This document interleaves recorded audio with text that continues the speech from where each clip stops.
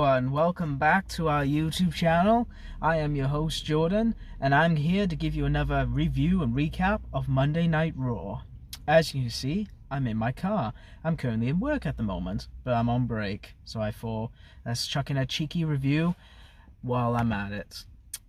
You might see me fiddle with my phone a bit. I got my notes onto the side to remind me what happened, because Monday Night Raw, for us in the UK, started at 8 p.m. That's right.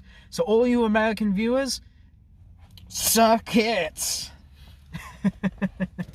And the reason for that is because we're in Brussels, Belgium, where we finally get to see John Cena. After about 3 weeks of not being able to see him, he kicked off Monday Night Raw as he should. And we all weren't sure what to expect from this. We weren't sure if his look was going to be different, if his music was going to be different, if his, I don't know, if he's going to grow a beard. We don't know. Everything was just going to be different. But instead, he came out with wabba dabba doo, doo doo doo doo, and he's come out dressed as the same as he always has. He's got his red cap, his red shirt, his jorts, his sneakers, well, his trainers for us UK. But I suppose I better say sneakers. And already even though he looked exactly the same, it felt different. It felt weird. John Cena normally comes out, fiddles with the towel, and then salutes and runs to the ring.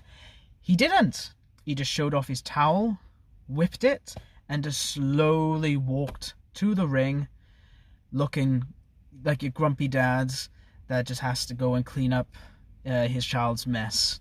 He just walked straight to the ring. Even when he was in the ring, he didn't even get to do this. He didn't throw up his hand sign or anything. He just let the crowd do what the crowd wanted. It was, even though when he came out it was all boos, it was still 50-50 chance of let's go Cena. Cena sucks. And I don't think we've heard that for what feels like 10 years. 10 years of not hearing that. It was always just cheers for Cena. So it was mad, to say the least. As the crowd was booing him, though, Cena kept on teasing the crowd. He just threw down the mic, and I was worried for a second he was just going to walk off without cutting a promo. Thankfully, he did cut a promo in the end. John Cena, you teasy prick. So he finally started talking. He said an inspirational quote before he went down to what he wanted to say to the crowd. He talked about how for the past 25 years, he felt what was an abusive relationship with the crowd. For 25 years, he felt like they've all hated him despite him trying to do his very best for the company. And it just felt weird. You know, Cena always, you know, hustle, loyalty, respect, never give up. You know, the usual John Cena promo, and he cuts a savage promo on his opponents. But no, he's cutting a savage promo on us. And it was weird. He tells the crowd just how awful they have been towards him, that all we do is take and take and take. And he even referenced, because we all was expecting, oh, we're going to get a new Cena. Nope. He said, I'm not a babyface, I'm not a heel, I'm a human being. And you've all been abusive to me for the past 25 years. You all dress up as me, you don't get a new look, you don't get new music. What you get is what you get. That is my voice on my music, and you're all going to have to deal with it. Yeah, he even cut a promo on the people who support Cena, who dressed up as Cena. He even cut a promo on a little child, and the camera then pans to the child, and it looked like his soul was just destroyed while getting torn up by Cena. But he said that everyone who chants "Let's go Cena" are even worse than the people who chant "Cena sucks." The end of the promo, he broke up with the WWE Universe, and then Cody came out, and Cena tried to talk down to him, basically calling him a kid, but Cody immediately cut him off, saying it's not kid, it's WWE champion. Cody is not satisfied with the Cena at all. He mentioned how excited he was for WrestleMania against Cena, but all he's getting is, in his quotes, a whiny bitch. He then left, and the crowd started singing to Cena, "Na na na na, hey hey hey, goodbye." Personally, I hate that chant. Oh, I hate that song. I don't know why.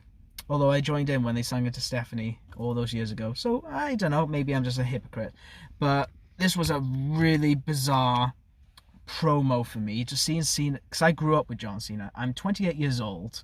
And Cena's been in WWE for 25 years. So, majority of that time, he has always been my guy. As I grew up as a kid watching him. And obviously I grew up as a teenager watching him. Until he started going down into a part-time role.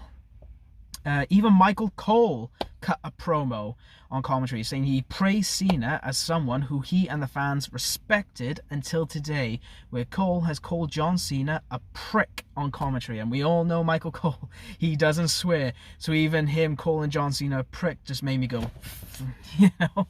So all in all, this was a fantastic segment altogether. We'll be seeing John Cena again next week, where him and Cody will have another segment. So we'll see what happens there. They hyped up the IC title match by showing a video package rather of a past match. I believe, correct me if I'm wrong, WrestleMania 3, Macho Man, ooh yeah, versus Ricky the Dragon Steamboat. And I remembered when I think it was SmackDown vs. Raw 2006, and in that case was a WrestleMania DVD from WrestleManias 1 to 10. And that was my first introduction to that match, and I think that match still holds up today. Still a really good match. I recommend go watching it if you want to learn about your history of the IC title. Such an historic title match. But our first match is Ludwig Kaiser versus Penta in a no-holds-barred match. And these two, what else can you say? They're amazing, especially Kaiser. Kaiser, I would argue, was one of my underrated favorites, maybe, although is he underrated? Let me know what you think, but I reckon he should receive more and more, and I do hope this is the year that he will win his first singles title. But before we go into the match, we had an announcement that Stone Cold Steve Austin is going to be at Mania weekend doing a sign-in. Wink, wink. I think we all know what this means. The Rock is at WrestleMania. I think last year when The Undertaker came out, it felt weird. We all was expecting Austin. I reckon Austin's going to get himself involved in some capacity. But anyways, what can you say about Penta and Kaiser? They have excellent chemistry. These guys work really, really well together. And yeah, they beat the living hell out of each other. Still loving the sacrifice, Penta's move. But yeah, towards the end of the match, Kaiser cowered into the corner when Penta had a chair, and I was worried we were going to have a Bayley moment from years ago where she was always conflicted about using a chair, or Alexa was saying, go for the kendo stick. Oh, can I? Yay! And then whack. You know, I was a little bit worried about that, as Kaiser did grab the chair, but Penta gave him 2 super kicks on the steel chair to the head, and a Mexican destroyer from the top rope, followed by a Penta driver for the win. A solid opener to help the crowd get more hype for the rest of the show. We then had Kathy Kelly come out to the crowd to interview Penta, saying what is next for Penta. Penta's currently got his eyes set for an Intercontinental title match. Looks like that might be our Mania direction, and I'll explain why later on. Up next, we had another backstage segment with the Judgment Day, where everything was fine until Dom suggested Penta to join the Judgment Day, which Finn disapproves and called Dom a snake for going behind his back. More dissension in the Judgment Day, blah, blah, blah, blah, blah. We've been at this for 2 years now. I think it's time for the Judgment Day to break up at this point. Up next, we had a Intercontinental title #1 contenders rematch from a couple weeks ago. We've got a singles match between Dakota Kai and Ivy Nile. American Made was out at ringside this time, followed by Chad Gable, who came out a little bit late. Call me biased, I think in America there would have been hardly any heat for this match, but the Europe crowds did give it their best, despite this fact that this match was about 5 minutes long. Gable distracted Dakota for a near fall. LWO came out to attack American Made and chased Chad Gable away. After the distraction, Dakota hits a finisher and wins. Yeah, it's it's not really a good looking mid card, is it, when there's not much attention to it? There's a story there, and I appreciate there's a story, but I kind of want more for the mid card scene for the women's IC title. But hopefully we'll get some of that more soon. Next up, we've had the contract signing for the Women's World Heavyweight Championship between Io Sky and Bianca Belair, with Adam Pearce doing the signing. Basically, you've seen a contract sign. Io and Bianca basically cut a promo on each other, signed the contract, and was about to leave until Rhea Ripley came out. She basically powerbombs Bianca. No, she powerbombed Io onto Bianca onto the table that did not break after she shoved Bianca onto the table. Rhea then stole the contract and signed it, hoping to make it into a triple threat, which I do think is where it's going. Obviously, Adam Pearce is going, no, you can't do that. Legally, you can't do that, blah, blah, blah, blah, blah. But we all know where it's going. Up next, Jey Uso cut a promo and started yeeting, and I skipped about 10 minutes because I've seen this before. I've been dealing with this for like since the Rumble, or even before that, with all the yeeting, and I just had enough, to be honest with you. It's gone to the point now where I understand why WWE are going for Jey Uso, why they wanted him to win the Rumble, and my prediction is why he's going to win the world title at Mania. I just can't get behind him. He's literally go away heat for me at the moment. He had a match with Austin Theory. He won with a spear, but it looked like a crossbody. He then swatted Theory and Waller away, and even Gunther put in the sleeper, and he got swatted away. I am a huge Gunther fan. Every time Gunther's had a match, I've always really enjoyed his matches. Even matches where the build has not been great, has always been good matches. Even Gunther pre-WWE, when he was Walter, absolutely loved him, and I was so happy that he was the world champion in WWE. But it's just, this feud isn't doing it for me at all. He should have had, Drew McIntyre. He should have had Sami Zayn, maybe. No, he already done Sami Zayn, hasn't he? Basically, another good, strong contender. Maybe Gunther versus Cena, but obviously we wouldn't have had the Cena heel turn, which is quite interesting at the moment. So I reckon there could have been better options, but I do understand why WWE decided to go for Jey. I'm just a little bit worried that last year we had a bad match between Jey and Jimmy. I'm scared that we're going to have another bad match between him and Gunther. Hopefully, I'm proven wrong, because Gunther is a wrestling machine, and Jey knows how to pop the crowd, so fingers crossed. We then cut to backstage after Pearce got the contract from Rhea Ripley. We had a three-way brawl between all three of the women, and that was it. We'll see what happens next week. Up next, we had the LWO versus American Made. They had a decent match with LWO winning. I can't remember what they called him. El Americano? He basically came out and attacked both of the LWO men, and then security chased him off.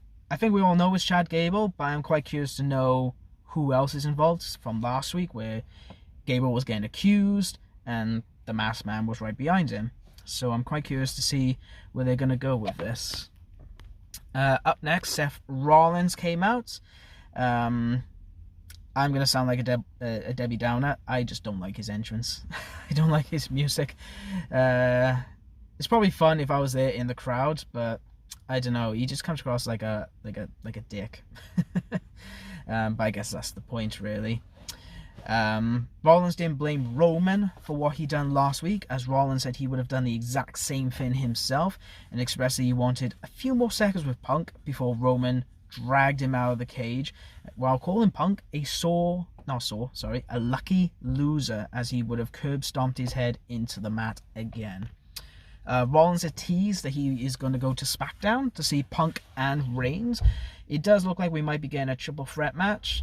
I was quite curious to see what they were going to do with the triple threat match, but I think with the element of Paul Heyman thrown into it between Roman and Punk, does make it a little bit intriguing for me. Obviously, in my opinion, this does make Rollins a bit of a third wheeling, like last year where he was fourth wheeling. Doesn't make sense, but you get what I mean. But yeah, he ended the segment by having the crowd singing his music, and that was it. So it looks like we might be seeing Rollins on Friday Night SmackDown. They then announced all the stuff for next week. So we'll be getting Lyra Valkyria versus Raquel Rodriguez for the IC title. Almost called a Raquel Gonzalez. We'll then have a CM Punk segment. We'll also have a tag team match. Jey Uso and versus A-Town Down Under. I wonder who his tag team partner is going to be in Glasgow. I think it's between two people. I think it's either going to be Jimmy, so it's sort of like another reuniting of the Usos, or because it's in Glasgow, Scotland, they're going to bring in a Scottish wrestler. I don't think it's going to be Drew McIntyre, but say his name and he just might appear. It could be Joe Hendry.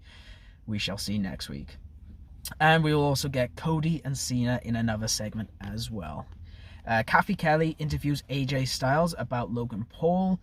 The crowd started singing the phenomenal song that the French did last year at Backlash until Karrion Kross came in and continues to be devil's advocate.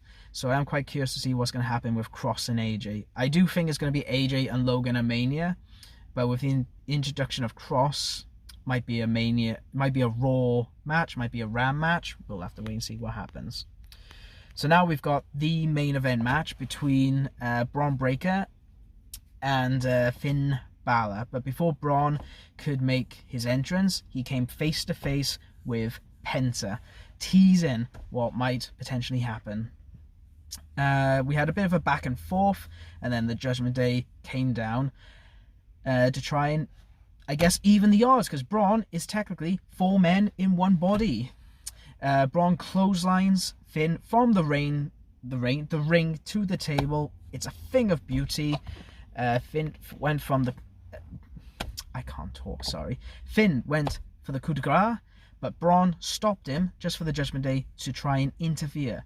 Dom pulled Braun from the top rope. However, Finn lost his footing, slipped and crushed his balls on the turnbuckle, which causes enough of interference for Braun to spear Balor and retain the Intercontinental title. After the match, Judgment Day attacks Braun, only for Penta to come out to make the save. Penta and Braun then squared off face to face to end the show. It looks like this might be our Mania match, Braun Breaker versus Penta, which I think is going to be yummy, yummy, yummy, yummy, juicy, juicy, juicy. Give me, give me, give me. I did wanted a multi-man match, but I'll take what I'm given, and I'm accepting this. All in all, a really good show. Strong start with Cena, a decent main event. Yeah, I think I'll give it a 7.5 out of 10. No, I'll give it an 8 out of 10, actually. It would have been a solid 6 or 7, but I think because of that Cena segment, it just gets that little bit extra. It does make me feel more intrigued to see what's going to happen at Mania, and that means Raw is doing a good job. Definitely some improvements that need to be made, but you're going to get that with every wrestling company, don't you? But that's it for me today. Thank you for joining me on my Raw recap. I've been Jordan. You've been my viewer. Take care of yourself.